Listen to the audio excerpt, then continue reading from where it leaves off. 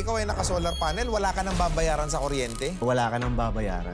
Marami ng mga bahay ang gumagamit ng solar power para makatipid sa kuryente. Tulad sa Cebu, kung saan may residenteng walang electric bill.